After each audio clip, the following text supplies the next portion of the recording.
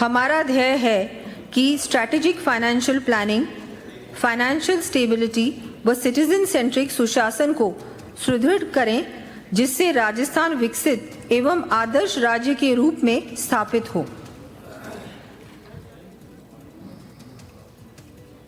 रेत की धरती पर भी सपने हरे हो सकते हैं। रेत की धरती पर भी सपने हरे हो सकते हैं। सही नीति और नियत से नतीजे सुनहरे हो सकते हैं।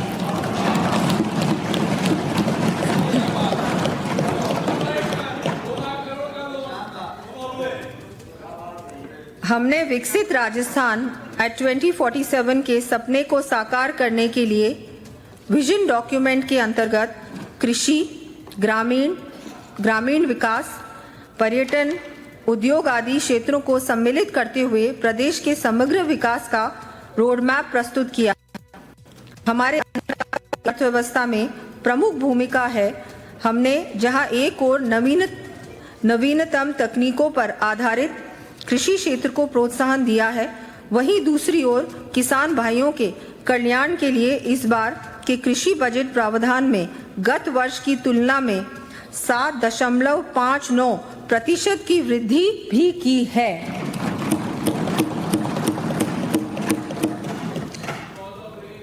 इसके अतिरिक्त प्रदेश में पर्यटन, फिल्म प्रोत्साहन, AIML जैसी नीतियों के लागू होने से सर्विस सेक्टर से भी गति मिली है, जिसके फलस्वरूप सर्विस सेक्टर की वार्षिक वृद्धि दर 2023-24 में 5.70% से बढ़कर वर्ष 2025-26 में 11.15% हो गई है।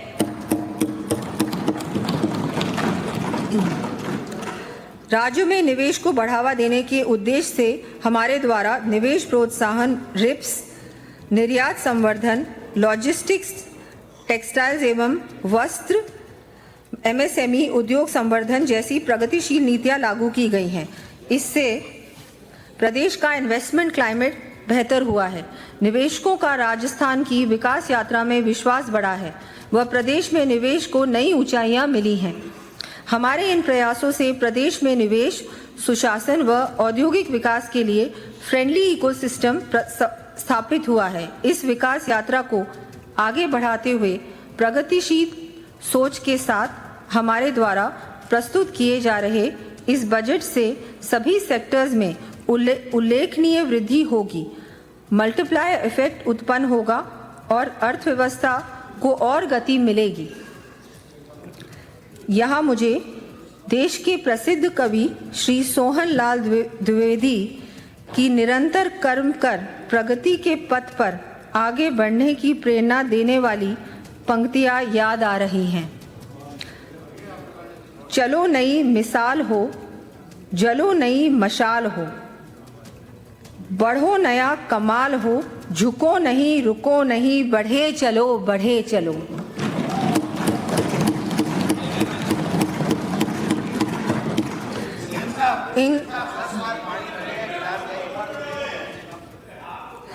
इन पंक्तियों से प्रेरित होकर श्रमेव जयते को आत्मसात करते हुए आमजन के सहयोग एवं समर्थन के साथ हम माननीय मुख्यमंत्री श्री भजनलाल शर्मा जी की अगुवाई में 24/7 समर्पण भाव के साथ कार्य करते हुए प्रदेश की अर्थव्यवस्था को वर्ष 2028-29 तक $350 बिलियन से बढ़ाकर वर्ष 2047 तक $4.3 ट्रिलियन पहुंचाने के लक्ष्य को प्राप्त करने में अवश्य ही सफल रहेंगे।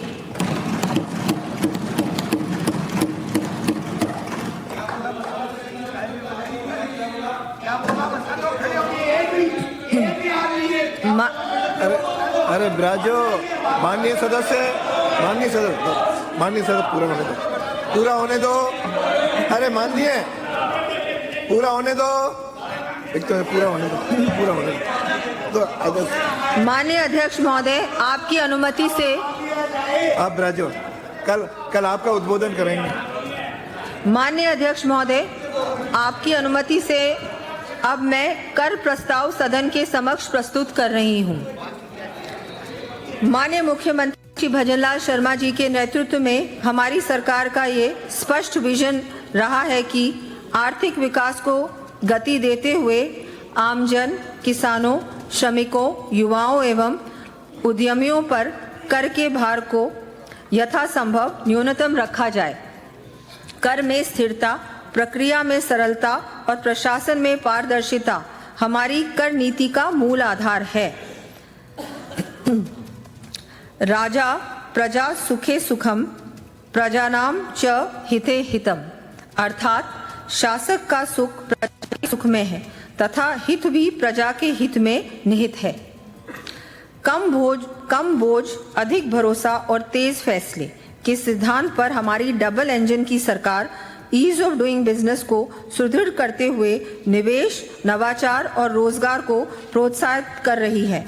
प्रधानमंत्री श्री नरेंद्र मोदी जी के मार्गदर्शन में लागू बिजनेस रिफॉर्म्स एक्शन प्लान के अंतर्गत राजस्थान को उत्कृष्ट सुधारों के लिए देश भर में टॉप अचीवर का दर्जा प्राप्त हुआ है। बिजनेस रिफॉर्म्स एक्शन प्लान में राजस्थान को टॉप अचीवर का दर्जा प्राप्त हुआ है। हम सब के लिए गर्व की बात है। आपको भी ताली बजानी चाहिए इसके लिए। तो राजस्थान को मिला है, भारतीय जनता पार्टी को नहीं मिला। ये उपलब्धि हमारे द्वारा ये पूरे राजस्थान को, जिस तरह हमारी सरकार डबल इंजन की सरकार कार्य कर रही है, क्यों नहीं, मुझे बहुत गर्व है कि राजस्थान को कुछ इतना बड़ा अचीवमेंट मिला है। चलिए अरे बैठिए। क्यों, मेरा रिप्लाई भी तो आएगा माननीय सदस्य। ये उपलब्धि हमारे द्वारा किए गए, ये उपलब्धि, अब पढ़ रही हूँ तो पढ़ने नहीं दे रहे हैं आप। ये उपलब्धि हमारे द्वारा किए गए सुधारों एवं नीतिगत निर्णयों की सफलता का प्रमाण है।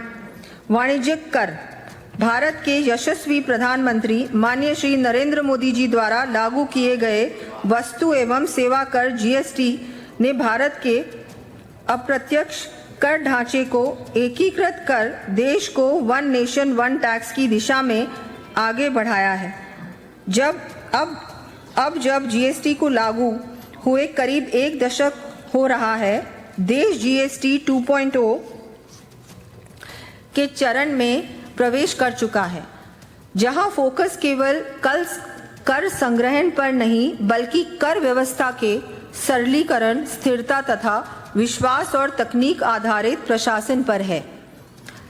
जीएसटी 2.0 के अंतर्गत दरों में किए गए बदलाव के परिणाम स्वरूप आवश्यक उपभोग की वस्तुओं और सेवाओं पर कर का बोझ कम होने और व्यापारियों की अनुपालन लागत घटने से कीमतों में कमी आई है और महंगाई पर नियंत्रण भी हुआ है। जीएसटी टैक्स पेयर्स की सुविधा के लिए अपीलीय प्राधिकारी के यहाँ ऑनलाइन सुनवाई का मॉड्यूल विकसित किया जाएगा, जिसमें प्रकरण की वर्तमान स्थिति, सुनवाई की आगामी तिथि आदि की जानकारी भी ऑनलाइन उपलब्ध होगी। साथ ही सूचनाएं एसएमएस के माध्यम से भी प्राप्त की जा सकेंगी। जीएसटी करदाताओं को न्यायिक प्रक्रिया में सुगमता प्रदान करने के उद्देश्य से रजिस्ट्रेशन संबंधी अपीलों को प्राथमिकता के आधार पर 60 दिन में निस्तारित किया जाएगा। पंजीयन एवं मुद्रांक विभाग। माननीय अध्यक्ष महोदय, भूमि और संपत्ति लेन देन के पारदर्शिता राज्य की अर्थव्यवस्था और निवेश वातावरण दोनों के लिए आवश्यक है। राज्य सरकार ने ई स्टैंप एवं ऑनलाइन एनीवेयर रजिस्ट्रेशन के माध्यम से पंजीयन सेवाओं का सरलीकरण एवं समयबद्ध निस्तारण सुनिश्चित कर नागरिकों को बड़ी राहत दी है। अब हमारी सरकार पंजीयन सेवाओं को और अधिक सरल और पारदर्शी बनाने हेतु ई रजिस्ट्रेशन व्यवस्था लागू करने जा रही है। इसके तहत पक्षकारों के e verification, slot booking, online registration तथा डिजिटली सर्टिफाइड कॉपीज प्राप्त करने की सुविधाएं आमजन को घर बैठे ही उपलब्ध होंगी।